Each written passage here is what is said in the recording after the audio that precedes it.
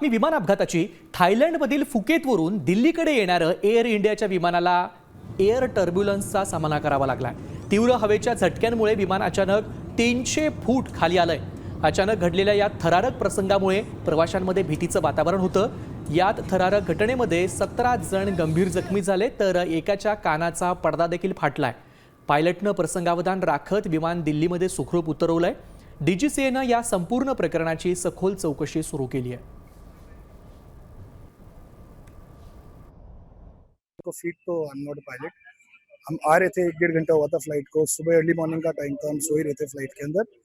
Flight suddenly चलती चलती रुक के टर्न अराउंड हो गई और ये मानिए ये प्लेन है, आते हुए ये प्लेन ऐसे घूम गया। 2-2.5-3 मिनट तक ऐसे ही चलता रहा। 15-20 पैसेंजर्स को चोट आई है, किसी का सर फटा है, किसी के बेबी को चोट आई है, मेरी लोअर बैक गई है, मेरा भाई है उसका शोल्डर गया, उसकी बैक गई, उसके कान का पर्दा तक फट चुका है। अभी एमएलसी जो रिपोर्ट बनेगी आपको पता चल जाएगा। 4 ऑगस्टला एअर इंडियाच्या विमानाचं फुकेतवरून सकाळी 8:25 दिल्लीसाठी उड्डाण झालं। या विमानामध्ये एकूण 134 प्रवासी होते। काही सेकंदात विमान 300 फुटांनी खाली आलं। हवेच्या प्रवाहातील बदलामुळे विमानाला जोरदार धक्का बसला। अचानक झालेल्या हादऱ्यामुळे विमानातील प्रवासी आणि क्रू मेंबर्स तोल राखू शकले नाही। जागेवरून फेकलं गेल्यानं काहींना दुखापत झाली तर काहींच्या कानाचा पडदा फाटला।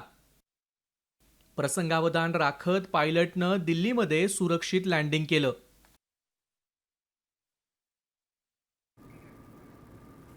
दरम्यान एअर टर्ब्युलन्स म्हणजे काय ते देखील जाणून घेऊयात। विमान प्रवासादरम्यान अचानक हवेचा दाब आणि वेग देखील बदलतो, दिशा देखील बदलते आणि यामुळे विमानाला झटके बसतात।